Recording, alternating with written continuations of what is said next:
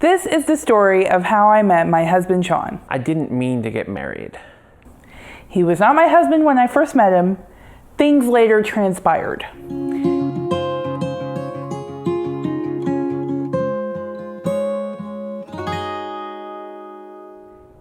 I'd been on OkCupid for probably too long because OkCupid had started to run out of women in the Atlanta area.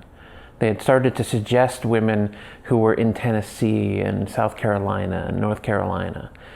So I had joined the dating site OkCupid kind of on a whim, just like, oh, let's see what happens. And there were some messages and things, and one of them was from this guy. He was really funny, and his message was super short. He was just like, hey. For the most part, I wasn't going to try to get into these relationships or fall in love, any of that. I was just going to date. I was going to find people that I liked, and we were going to enjoy ourselves. His profile page was real long, and it was all bullet points, which I very much appreciated. And one of those that was really important for him, apparently, was must not like Adam Sandler. And one day I was on OkCupid, which is where I met a lot of the women I dated. He was like, hey, back, and here's my number. And so I decided to call him. And she did. And I was trying to be sort of clever and witty and the things that were sort of in my favor. I know how to talk. I like the sound of my own voice. So I called him about the day before Thanksgiving, I think. And I think this might have been the first or second time I had ever made cranberry sauce before. And so I was doing this over like 2 hours when I decided in the middle of it that I would call this guy. And he was really personable and really easy to talk to. And he was kind of a badass. You know, he was a writer, which is so cool. Like, I love that. And he kind of asked me if I had looked him up before I called him, like on the internet, like if I looked him up. And I was like, no, I trust my own judgment. If you're creepy, I'll know, you know. And he was a little crestfallen. He was kind of like, oh, okay. Well, and I realized later that he had put his number of Twitter followers on his profile pic. That picture of hers really had me smitten. And so the next day I headed down to Tallahassee. Sort of planning to meet after Thanksgiving because she had gone away to see her family for Thanksgiving. And my brother was making bacon maple cupcakes. Made some promises about cupcakes that remain unfulfilled to this day. And I had kind of talked to Sean. I was like, well, you know, I'll bring you some back. But they weren't that good, to be honest. And I felt a little weird about like bringing back bad cupcakes, even though I didn't make them. So I didn't bring the cupcakes back. To this day, I have not lived that down. One of the things I really liked in our first interactions, even before this first date, was that she was too busy to meet me. And a lot of the people I'd met that were like, oh, I need you to make my world. We're going to spend every minute together. I don't have a life now, and I want you to become my world. And that is the last thing I needed. We made plans to meet. I generally had a really busy schedule at that time. So we decided that we would get together and go on a date on the 30th of November. On November 30th, 2011, we had this first date. And I had my cutest shirt on. I looked very good. I was like working it. So she was there, came over and gave me a big warm hug, which, you know, just delighted me. So I was sitting there kind of waiting for Sean, and I remember I hugged him when we first met. And I remember feeling kind of enveloped by him. And that was a really cool feeling. Yeah. You know, sometimes people were kind of standoffish, and there was that moment on a date where I'm a big guy. I've been a big guy my whole life. And so sometimes I could read on their faces immediately like, oh, your pictures didn't look this big.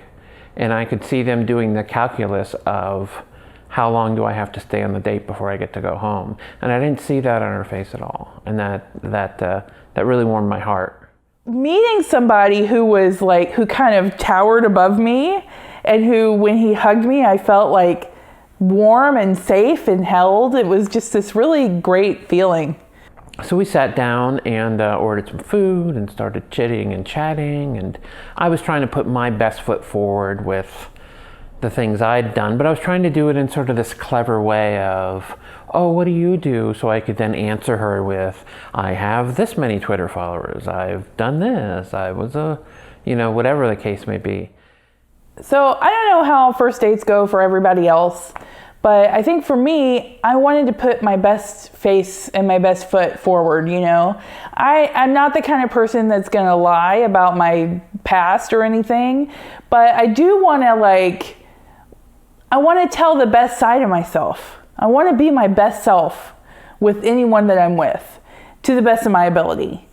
She kept on coming back with this high school she went to, which was very prestigious, and she had invented a way to solve a geometry problem. I don't know. I should know math better than I do, but the fact that she was really smart and really pretty much a math nerd was exciting to me. So he was a writer, which is very cool. He was like a published writer. It was very badass of him. And meanwhile, I was working, I sort of fell into this job. I had started working as a temp, and then I was working at Saya, this trucking company, and payroll. But that wasn't necessarily a career for me. And so I remember talking probably too much about past accomplishments.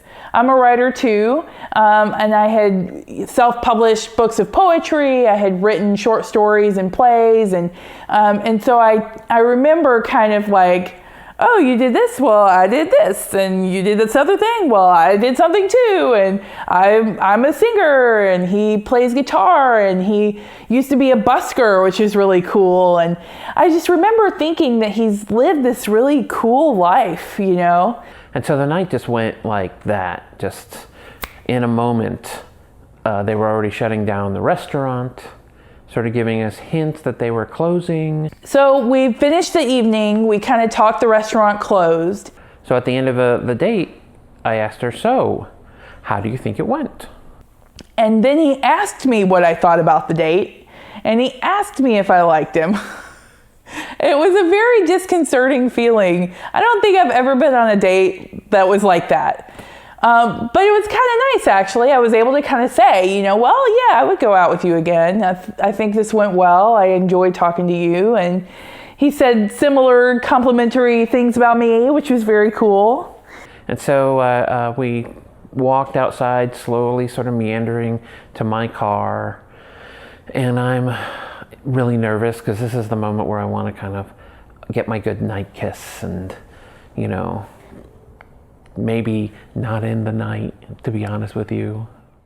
And he walked me out. We walked out to the parking lot, and I kissed him goodnight. So I leaned up against the car, and then she leaned in and gave me just a little peck on the lips, which was sweet and nice. I kissed him goodnight. It was kind of a little mwah. But I was sort of trying to persuade her for more of a kiss. And I said, oh, can I have another one? And then I was like, I gotta go. And I think it took him by surprise because he's like, well, can I have another kiss? And so I kissed him again, I remember sort of grabbing her, putting my hands on just the top part of her hips and sort of pulling her in a little. And she came in, we had a nice little kiss. And then, I'm trying to be all charming and, oh, how are you doing? And she just sort of looked at me and went, I gotta go. So I kissed him, but I didn't make out with him.